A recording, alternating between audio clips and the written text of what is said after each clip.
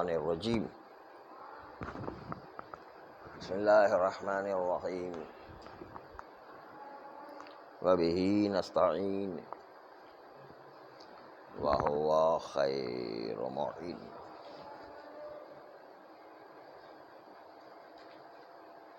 نماز احتیاط جو انسان کبھی نماز احتیاط پڑھتا ہے، ایک رکعت علیہ السلام، کبھی انسان نماز احتیاط پڑھتا ہے 2 رکعت، جس میں صرف الحمد پڑھنا ہے، اور الحمد میں بھی بہتر ہے کہ آہستہ سے بسم اللہ پڑھی جائے۔ ویسے ہمیشہ بسم اللہ زور سے پڑھنا مستحب ہے، لیکن نماز احتیاط میں بسم اللہ بھی آہستہ پڑھی جائے۔ نماز احتیاط 1 رکعت ہو یا نماز احتیاط 2 رکعت ہو، جو بھی ہو، نماز احتیاط گویا کہ نماز کا حصہ ہی ہے۔ ہاں،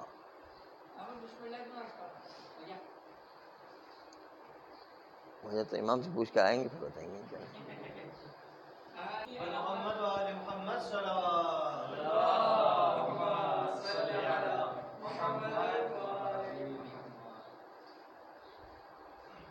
تو عرض کرنے کا مطلب یہ تھا کہ چونکہ نماز احتیاط بھولے ہوئے سجدے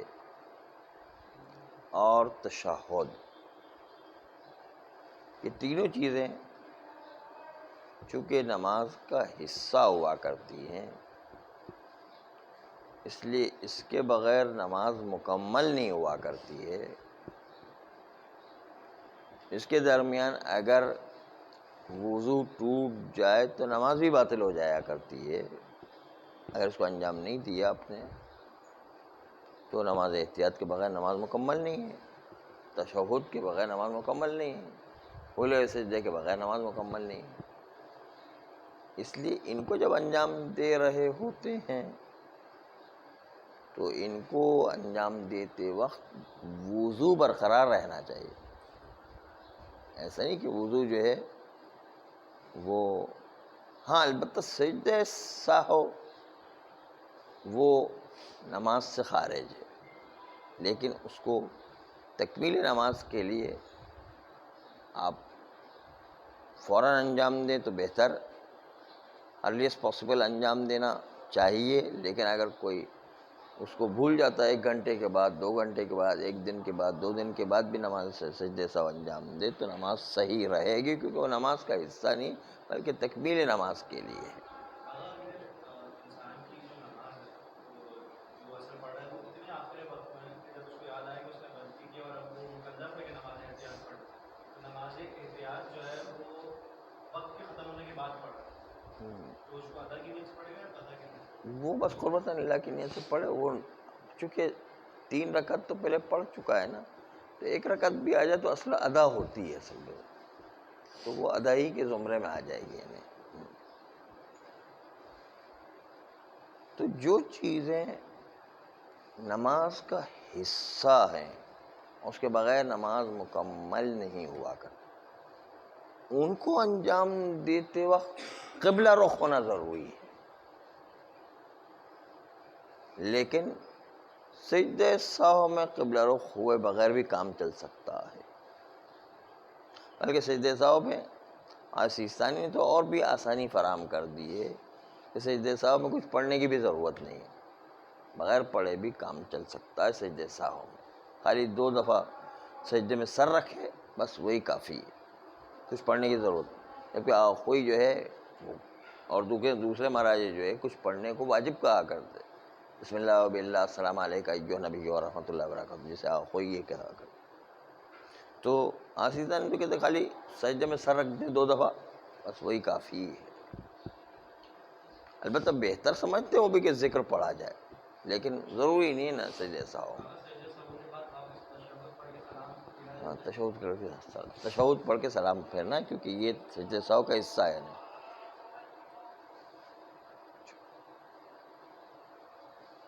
تو بات یہ ہے کہ جو بھی نماز کا حصہ ہے، نماز کا جز ہے، اس میں قبلہ رخ ہونا واجب ہے۔ قبلہ رخ سے منحرف ہو کر یہ چیزیں انجام نہیں دی جاتی ہیں، جبکہ یہ نماز احتیاط تشہد کو پڑھنا یا جو ہے بھولے ہوئے سجدے کو پڑھنا، اگرچہ کہ نماز ختم کرنے کے بعد اس کا اعادہ کر رہے ہوتے ہیں، لیکن پھر بھی نماز کا حصہ ہے، اس لیے درمیان میں کوئی خلل بھی نہیں ڈالنا ہے، وضو بھی نہیں ٹوٹنا چاہیے، اور ساتھ ساتھ جو ہے قبلہ رخ سے منحرف بھی نہیں ہونا، قبلہ رخ ہی رہنا ہے، قبلہ رخ رہ کر اس کو انجام دینا۔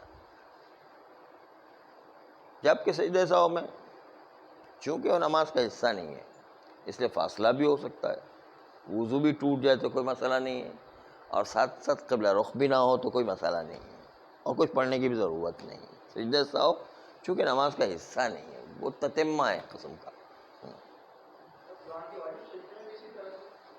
واجب سجدے میں بھی کسی چیز کی ضرورت نہیں ہے، نہ سجدے میں بھی، واجب سجدے میں کوئی ضرورت نہیں ہے۔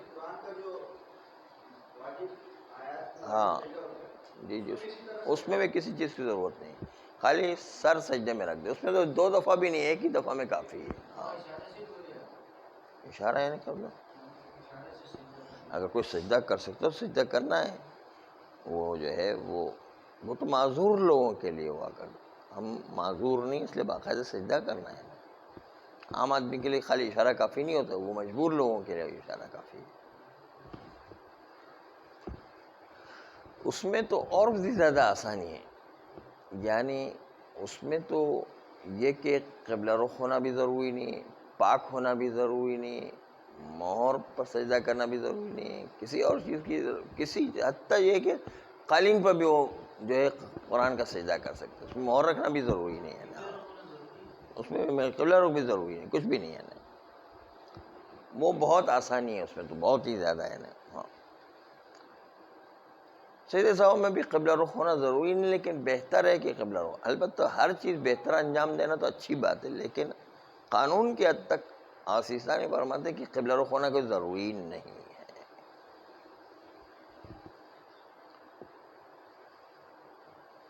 مستحب نمازیں ویسے ہی اختیاری حالت میں بیٹھ کر، ہٹے کھٹے انسان کے لیے بھی بیٹھ کر پڑھنے کی اجازت ہے، بالکل جو ہے توانا ہے، بالکل فریش ہے، بالکل جو ہے ہر طریقے سے اس میں صحت میں کوئی کمی نہیں، لیکن اس کے باوجود اختیار حالت میں بیٹھ کر پڑھ سکتے ہیں۔ مستحب نمازیں جتنی بھی ہیں، مستحب نمازیں نہیں، مستحب نمازیں کہنا، پہلے لفظی مستحب نماز کا، پھر تھوڑا سا خواب میں، اچھا خواب میں کمی واقع ہو گیا، میں نے کہا خواب، میں نے کہا کچھ لوگ خواب میں ہوتے ہیں تو اس لیے جو ہے وہ،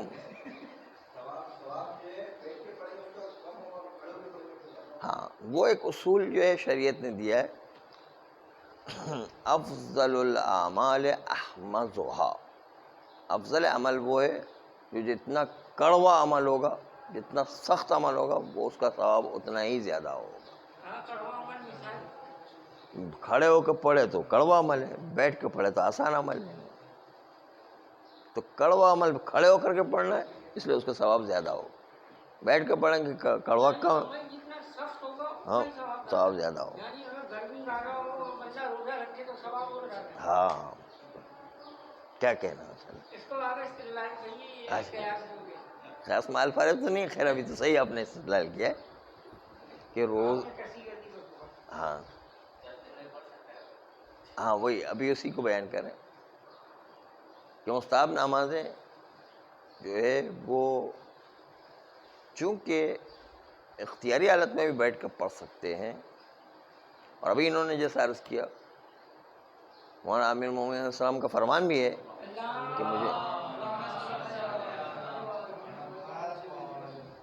کہ مجھے گرم ترین راتوں کے روزے بہت پسند ہیں، اور گرم ترین دن کے روزے بہت پسند ہیں انہیں. تو یہ اسی لیے سخت تر جتنا ہوگا اتنا عمل بہترین ہوگا انہیں. ہے 3 چیزیں ہیں لیکن بہرحال ابھی بتانا مقصود نہیں ہے, یہ آپ کی ایک مثال پیش کریں.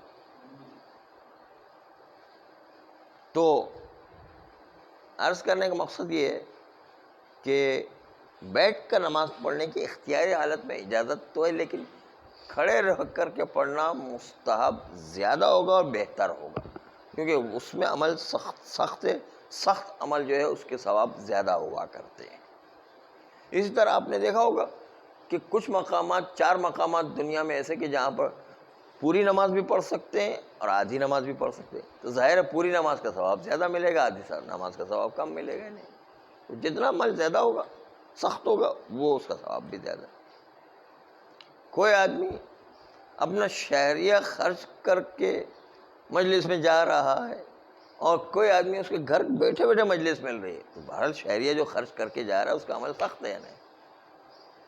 کوئی آدمی پیدل جا رہا ہے کسی مسجد میں تو اس کا عمل سخت ہے, تو اس کا ثواب بھی اتنا ہی, ہر قدم پر ثواب ملے گا انہیں. اور کوئی آدمی جو ہے پیدل جانے کی ضرورت ہی نہیں, گھر ہی کے اندر مسجد ہے مثلا, اس کا ثواب کم ہو جائے گا نہیں. تو پیدل جانے کی عظمت بہت زیادہ ہے, وہ اس کو ہر قدم پر ثواب ملا کرتا ہے. نہیں وہ ناپ کو بتائیں گے. چل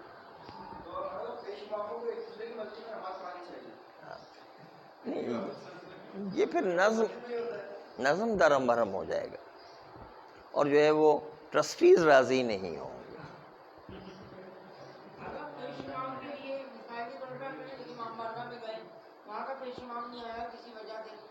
اب ہم وہاں جا کے آگے کھڑے ہو کر مسلے پر اور ہم نے نماز پڑھانا شروع کر دی. نماز ہو کے بعد میں پتہ چلا کہ ٹرسٹی آدمی نہیں رہے تو نماز باقی ہے. ہاں ٹرسٹیز کی اجازت ہے, بٹ نظم درم برہم نہیں ہونا. ٹرسٹیز کی اجازت سے کام کرنا, بغیر اجازت کے کام نہیں کرنا. ہر چیز کا ہاں لگتا تو ہے کہ اس کی اجازت نہیں تو پھر راضی نہیں, تو وہ بات ہے. شرعی حیثیت یہ ہے کہ اس کو چونکہ مقرر کیا گیا, اس کے علاوہ کوئی آ کے کھڑا ہو جائے تو ٹرسٹیز نے اجازت ہی نہیں دی, تو کیسے وہ کھڑا ہوگا, تو وہ غصبی جگہ ہو جائے گی اس کے لیے.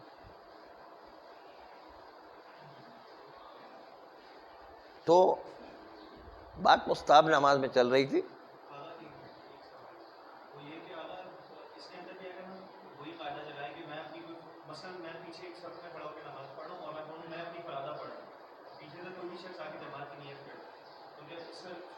ہاں صورت میں جو ہے وہ یہ نہیں چلے گا. اس وقت ہم تو فرادہ پڑھ رہے, اور ٹرسٹی جو ہے وہ فرادہ کی تو اجازت دے رہے ہیں, باقی لوگ پیچھے آ کر جماعت پڑھ لے تو کوئی حرج نہیں. مگر یہ کہ اس طرح بھی کسی اور چیز سے ٹکراؤ ہو رہا ہو اور اس سے جو فساد پیدا ہو رہا ہو, تو پھر جو ہے نہیں کرنا چاہیے یہ کام بھی.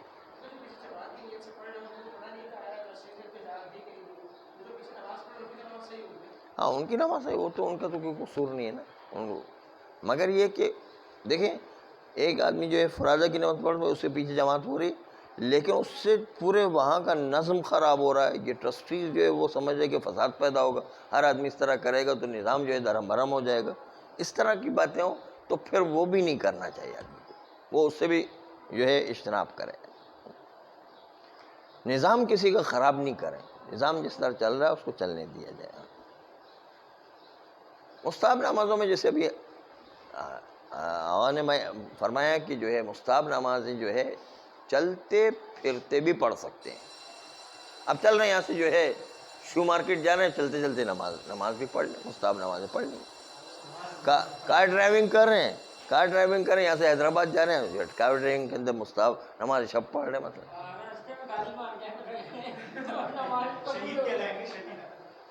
نماز کا شہید کہلائے گا, اس میں تو کوئی حرج نہیں, لیکن اس میں جو ہے ہوش و حواس پورے ہوتے ہیں.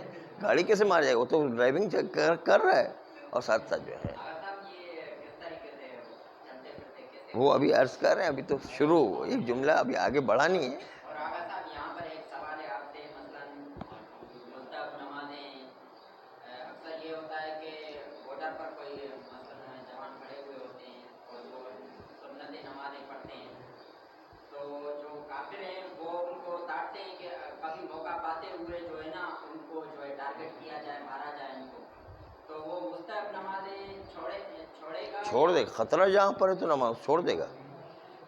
خطرے کے اندر خطرہ نہیں مول لینا ہے کس طرح.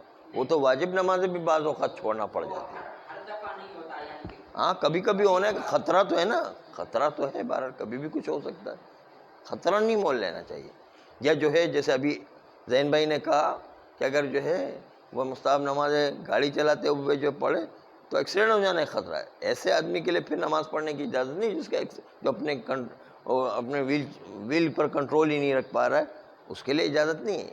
جو اپنے ڈرائیونگ کے اوپر کنٹرول کر کے نماز پڑھ سکتا ہے, نماز بھی پڑھ رہا ہے اور ڈرائیونگ بھی کر رہا ہے, کوئی حرج نہیں ہے. لیکن اگر صاحب یہی مستحب نمازیں اگر کوئی بندہ کور کر رہا ہے یعنی کور دے رہا ہے یعنی وہ حفاظت کر رہا ہے, ایک بندہ کھڑا رہ رہا ہے یعنی پڑھ رہا ہے اور دوسرا بندہ کھڑے ہو کر چوکیداری کر رہا ہے, تو یہ ہو سکتا ہے؟ چوکیداری کھڑے کھڑے کرتا بھی رہے, نماز بھی پڑھتا رہے, کیا ہے, بندوق یوں رکھ کے نماز پڑھتا رہے, بس ختم. یہ مستحب نماز اس طریقے سے پڑھ سکتا ہاں نماز تو بہت مستحب نماز چلتے پھرتے پڑھ سکتے ہیں. ابھی وہی بتا رہے ہیں کہ نماز پڑھنے کا طریقہ کار چلتے پھرتے کیسے ہوگا. چونکہ مستحب نماز میں قبلہ بھی ضروری نہیں ہے, چونکہ مستحب نماز میں حرکت کی پابندی بھی نہیں ہے کہ انسان حرکت کرتے ہوئے پڑھ سکتا ہے. مستحب نماز میں سجدہ و رکوع کی بھی کوئی پابندی نہیں ہے, اس لیے جو ہے بہت آسان ہے. یہ اجازت جو ہے وہ آیت اللہ سستانی صاحب دیتے ہیں. سب کے پاس اجازت ہے, سب کے پاس اجازت. جی ہاں وہی عرض کریں کہ تکبیرۃ الاحرام صرف اللہ اکبر جو کہنا ہے وہ صرف جو ہے وہ خانہ کعبہ کی طرف قبلے کی طرف کرنا ہے. باقی ساری نماز بغیر قبلے کے بغیر جو ہے اس یعنی حرکت جو ہے ہوتی رہے, اس میں کوئی حرکت کہ چلے گا تو حرکت تو ہوگی بہرحال. ہاں رکوع سجود, ہاں رکوع کے لیے بھی خالی اشارہ کرے گا بس, پھر سجدے کے لیے تھوڑا زیادہ اشارہ کرے گا تو جی. ہاں وہی بس ہاں قبلہ رخ جو ہے, جو بھی نماز شروع کرے قبلہ رخ جو ہے کر کے پڑھے. خیر قبلے کی بھی پابندی نہیں ہے, لیکن اس تمام باتوں کے ساتھ ساتھ بات یہ ہے کہ چلتے پھرتے ہوئے بھی مستحب نماز ہو سکتی ہے. جتنی بھی نمازیں سب مستحب نمازیں چلتے پھرتے پڑھ سکتا ہے, ساری ہاں شب ہو نمازیں, تہجد نماز ہو, نہیں تہجد نمازیں بھی پڑھ سکتا ہے, واجب نمازیں نہیں کر سکتا. واجب نمازوں کے اندر ضروری ہے کہ قبلہ رخ ہونا چاہیے, پوری نماز میں قبلہ رخ ہونا چاہیے, ضروری کہ حرکت نہ کرے. مستحب نماز کے لیے وضو ضروری ہے؟ مستحب نماز کے لیے مستحب نماز کے لیے وضو ضروری ہے, طہارت کے ساتھ ہونا چاہیے تب نماز پڑھ سکتا ہے. وضو کر کے آپ گاڑی میں بیٹھ جائیں اور چلاتے رہے اور جو ساتھ سکیں.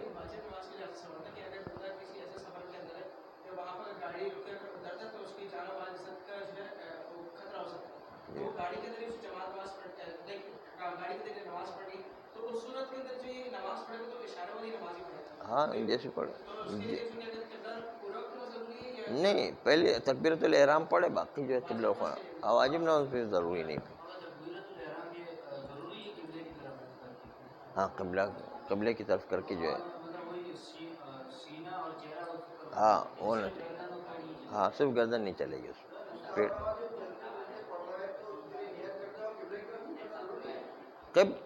قبلے ہاں فقط تکبیرۃ الاحرام کیا ہو, ہاں وہ قبلے کی طرف منہ کرنا ہے.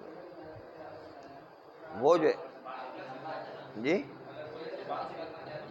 باتیں نہیں کر سکتا نماز کے درمیان پہ, بات نہیں کر. مستحب نماز کے درمیان چل سکتا ہے, مستحب نماز کے درمیان گاڑی چلا سکتا ہے, مستحب نماز کے درمیان حرکت کر سکتا ہے, لیکن وہ مستحب نماز کے درمیان یہ نہیں کہ انسان باتیں بھی شروع کر دے, ری بھی خارج کرتا رہے اور دوسری جو ہے یہ چیزیں نہیں چلتی ہیں نا.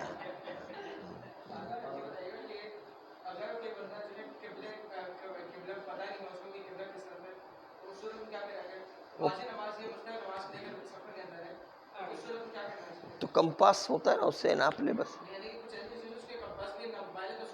تو پھر جو ہے کسی سے پوچھ سکتا ہے تو پوچھ کے اطمینان حاصل کر لے, اس سے پڑھ لیں. چاروں طرف جو ہے والا آج کل سسٹم ختم ہو گیا, آج کل ایک ہی طرف ہے، جہاں پر بھی گمان پیدا ہوتا ہے وہاں پر پڑھے، گمان یعنی جہاں پر زیادہ لگتا ہے کہ یہاں پر ہوگا تو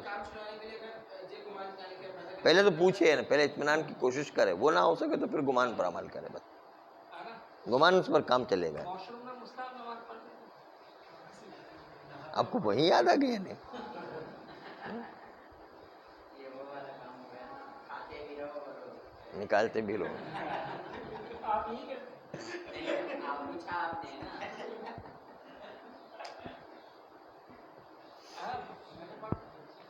مستحب نماز ابھی جب نکال رہا ہے تو کیسے نہ مستحب نماز ہوگی؟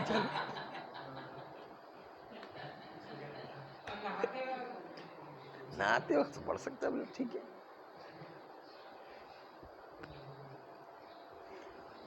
تو بات ہی چل رہی تھی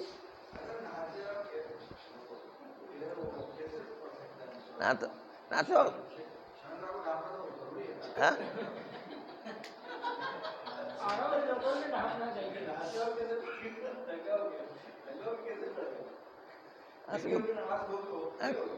اصل میں کچھ جگہوں پر جو لباس بے لباس بھی نماز پڑھ سکتا ہے نا، اصل میں اس لیے شرم کا تو محفوظ ہے، بس کافی ہے. ہاں کچھ شرائط ایسی ہے کہ جس کے اندر ننگے ہو کر بھی پڑھی جا سکتی ہے بہرحال. ہاں آئیے ہم اب ایک اور مسئلے کی طرف جا رہے ہیں، اس کا نام ہے کہ نماز میں تعیین قبلہ لازمی ہے. تعیین قبلہ، تعیین قبلہ یا تو اس کے بارے میں انسان کو یقین ہو کہ اسی طرف قبلہ ہے، یقین عدی، یا یہ کہ انسان کو دو عادل گواہ یا قابل اطمینان ایک شخصیت، اس کے ذریعے سے انسان کو علم عرفی حاصل ہو جائے. علم حاصل عرفی یعنی اطمینان ہو جائے، ہاں اسی طرف قبلہ ہے. اگر اس طرح اطمینان اور علم کے ذریعے سے قبلہ حاصل نہ ہو سکتا ہو تو پھر مومنین کی قبروں اور محراب کے ذریعے سے قبلے کو معلوم کرے گا. کیونکہ آپ کو پتہ ہے کہ محراب قبلہ رخ بنائی جاتی ہے. آپ کو پتہ ہے کہ مومنین کو وہ جو دفن کیا جاتا ہے تو اس کا چہرہ اور اس کا پیٹ اور اس کا سینہ قبلہ رخ ہونا چاہیے. تو اس سے بھی جو قبلہ معلوم ہو جاتا ہے کہ قبلہ کس طرف ہے. اس لحاظ سے دو عادل گواہ ہو یا کوئی اطمینان بخش، ہاں یہ ضروری دو عادل ہو یا کوئی اطمینان بخش ہو یا نہیں. اس کو اطمینان یا علم عرفی کہتے ہیں. اگر جو ہے مومنین کی قبریں اور محراب سے بھی قبلہ مشخص نہیں ہو پا رہا ہے تو پھر فاسق و کافر اس کے سائنسی آلات کے ذریعے سے قبلہ معین ہو رہا ہے، اور قبلہ معین ہونے سے آپ کو بھی اطمینان آ رہا کہ نہیں یہ بات صحیح ہے. جیسے کمپاس سے ناپتے ہیں ہمیں پتہ چل جاتا ہے، چاہے وہ کافر نے یا فاسق نے ہی ناپ کے ہمیں دیا، ہمیں بھی نظر آ رہا ہے. حالانکہ اس سسٹم کو بنانے والا بھی کافر ہو اور وہ ہمیں ابھی نکال کر کے جو دے رہا ہے وہ بھی کافر ہے، اور اس کی بات پر اطمینان آ رہا ہے. کافر ہو یا فاسق ہو تو کیا ہوا؟ سائنسی آلات کے ذریعے سے بھی، سائنسی طریقہ کار کے ذریعے سے بھی، کوئی ضروری نہیں کمپاس ہو، کوئی اور سائنسی طریقہ بھی ہو جس سے ہمیں اطمینان ہو جاتا ہے کہ واقعی یہ بالکل صحیح طریقے سے ہمیں قبلہ مشخص کر کے دے رہا ہے، اطمینان بھی آ رہا ہے، تو اس کی بات کو مان لیں گے اور اس کے مطابق قبلہ رخ ہو کر کے نماز پڑھیں گے. کیونکہ آپ جب باہر کی دنیا میں جائیں گے تو آپ کو بہت مشکلات پیش آئیں گی، اس لیے کہ وہاں پر قبلہ بتانے والا کوئی نہیں ہوتا اصل میں.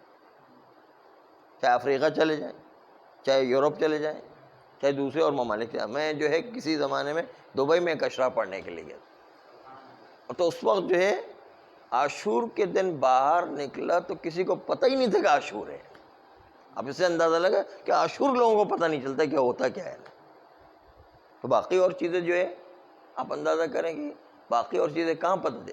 نہ عاشور پتہ چلتا ہے، نہ عید پتہ چلتی ہے. یورپ میں جائے تو عید بھی پتہ نہیں چلتی ہے، کچھ نہیں پتہ چلتا ہے کہ یہ کوئی عید ہے یا کچھ ہے یا کچھ نہیں. نہ عید پتہ چلتی ہے نہ عاشور پتہ، کوئی تہوار. یہ تو ہمیں پروردگار عالم کا احسان ہے کہ ہم اسلام کے دائرے میں رہتے ہیں، اس لیے مسلمانوں کے دائرے میں رہتے ہیں. ہمیں سب چیزیں ایک دم مسلم لگتی ہے اور بہت جو ہے ہمارے لیے واضح ہوتی. وہاں باہر جاتے تو کچھ بھی پتہ نہیں چلتا ہے، سب چیزیں پوچھ پوچھ کے کرنا پڑتی ہے. صلی اللہ علیہ سیدنا